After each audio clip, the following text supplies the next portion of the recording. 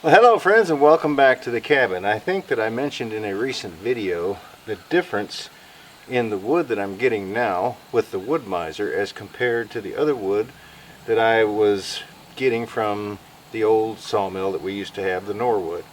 Although that Norwood sawmill built everything up here and I have no complaints about it whatsoever. But this new wood miser LX150 that we have, I'm not so sure if maybe I'm getting a better cut, which I probably am, because the machine cost a lot more. There's a lot more that I had to dial in as far as getting it to cut properly that I couldn't do on the other sawmill. The other one was totally manual. This one has some bells and whistles on it. But not only that, but if you take a look, well, it's kind of hard to see because of these shavings right here. And this comes off no matter what sawmill you have. You're going to get this right here. I've had some people comment and ask what that is. Consistency of the thickness of the wood. And if you will take a look at, like I said, the consistency of the cuts of the wood, they are all the same.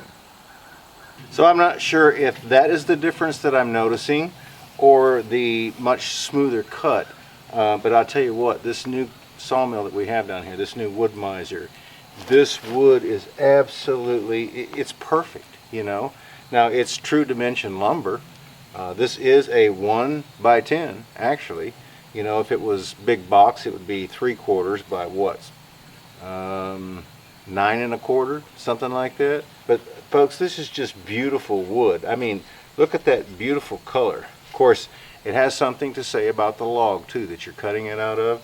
But I mean, that's just a beautiful cut right there that I wasn't getting on the other sawmill. And I've got a bunch of 1x4s right here, but like I say, just check out the consistency of all of these cuts being all the same. If you were to line them up, they would look a whole lot better. But yeah, I mean, these boards, they're just perfect. Now I do have to say, in defense of the other sawmill, since it was totally manual, depending on how I looked at the gauge and the ruler that was behind it, if I was down a little bit lower, I might be reading maybe a 1/16 to an 1/8 of an inch high. Or if I was standing too tall, maybe the next time I read it, I might be reading down a 1/16 or possibly an 1/8, or even 30 seconds. You can throw those in there too. But the sawmill that we have now has that computer, so it automatically sets itself every time that it comes back. I press the button and it lowers down to a presetting that I have.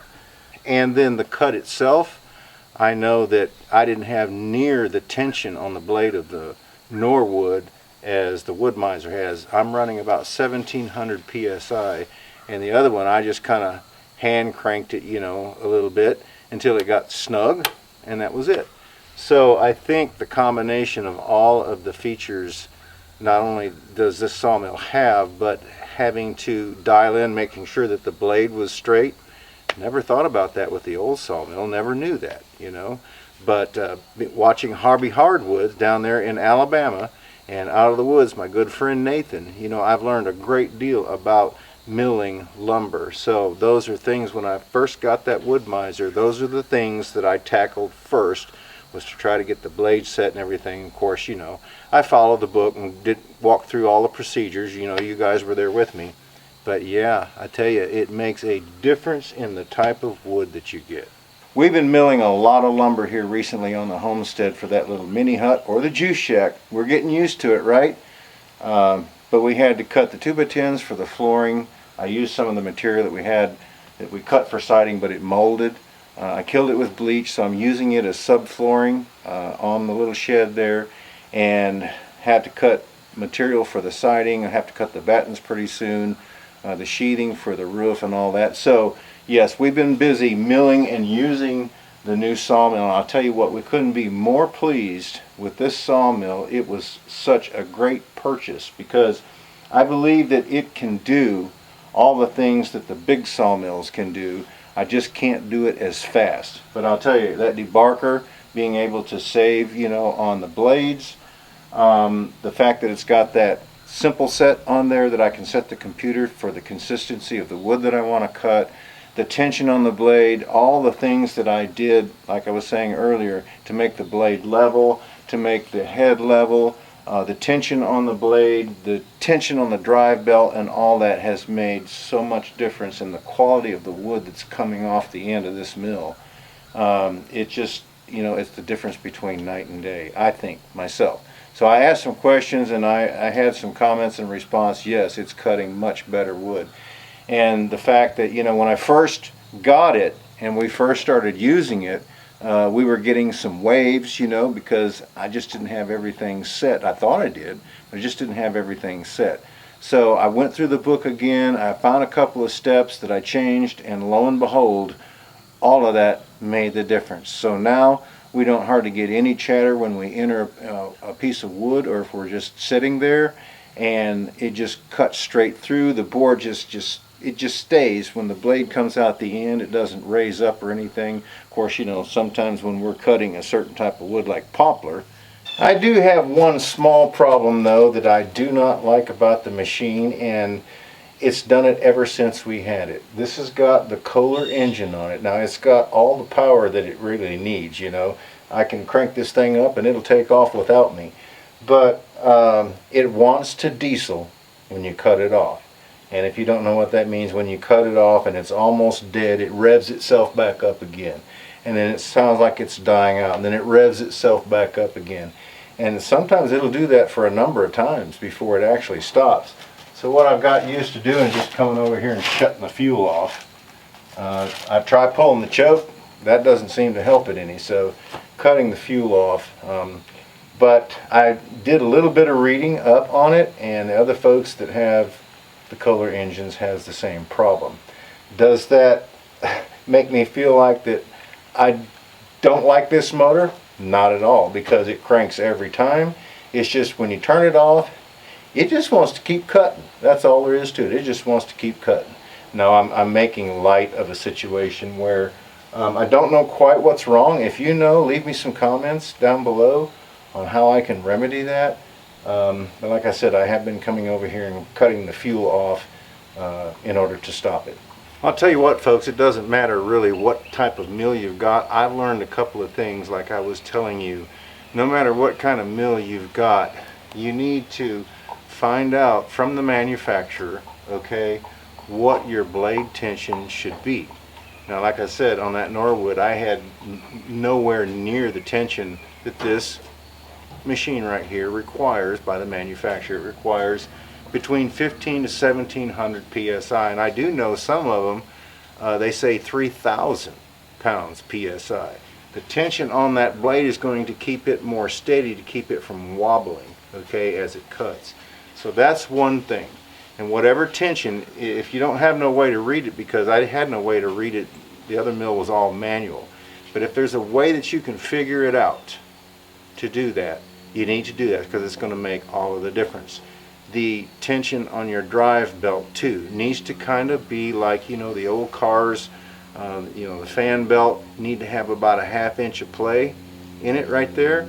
So there is a tool that they make for this to be able to measure it, but I don't have that tool. So when I called Wood Miser and talked with one of the guys, I said, you know, why can't you just kind of push it with your finger like you did the old fan belts, you know?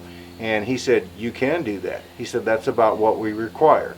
But a lot of people don't know that, so they sell this little tool. So that's how I tension this belt up here.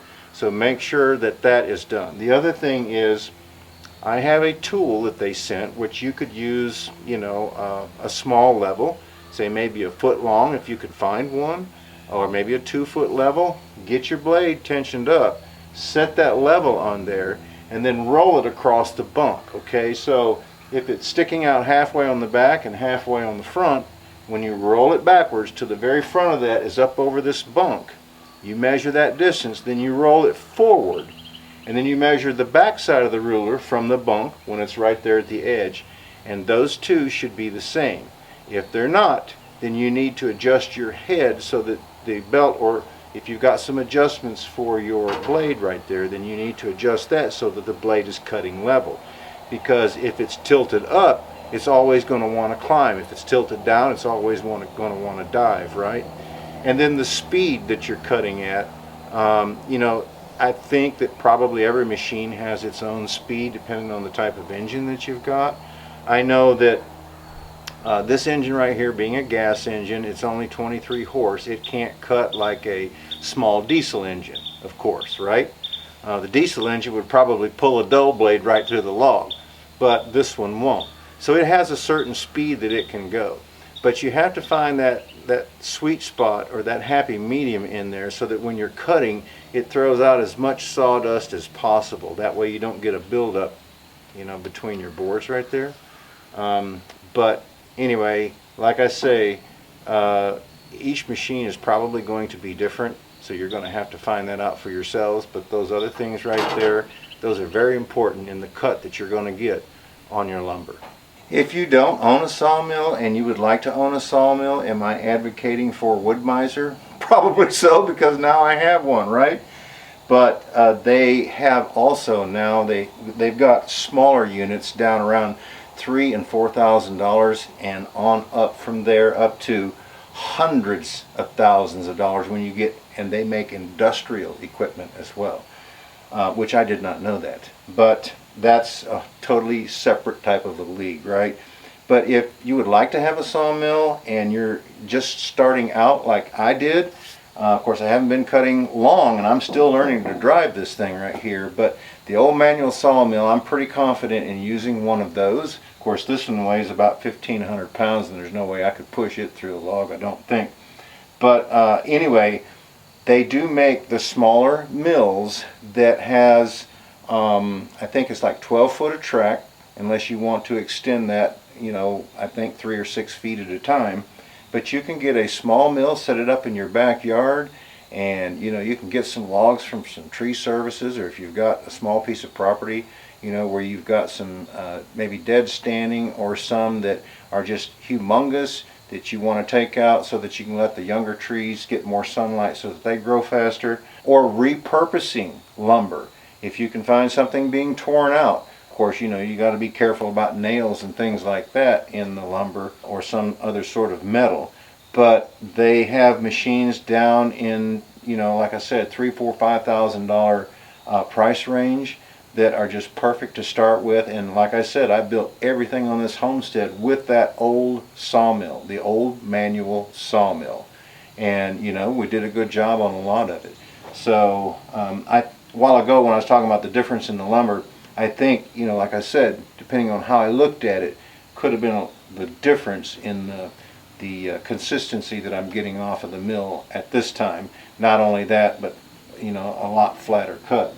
But yeah, I tell you, the sawmill is something really fun to operate, and it's fun to have, and you can save a whole lot of money if you mill and you're able to cut your own lumber. I'll tell you, I love to talk about this sawmill and about building because that's what I do, right? But I will admit that I'm no Sawyer, okay? Just want you to know that up front. If you want to learn some advanced techniques, or techniques period, on milling lumber, I'll give you 2 tips, okay? Robert Milton at Hobby Hardwood, or Nathan Elliott from Out of the Woods. Go check those 2 channels out. That's where you're going to learn how to turn out some quality lumber. But I'll tell you, just a few tips, and I wanted to share those with you guys today. And like I said earlier, no matter what type of sawmill you got, if you can check a few things, if it's going to improve 100%, let me just say it that way, of your quality of the lumber that's coming off of your mill. Because if those things aren't right, you're not going to get a good cut. Anyway, just wanted to share that with you guys. Hope that helps. Thanks so much for stopping by. We certainly do appreciate it, and we look forward to seeing you back up here at the cabin again next time.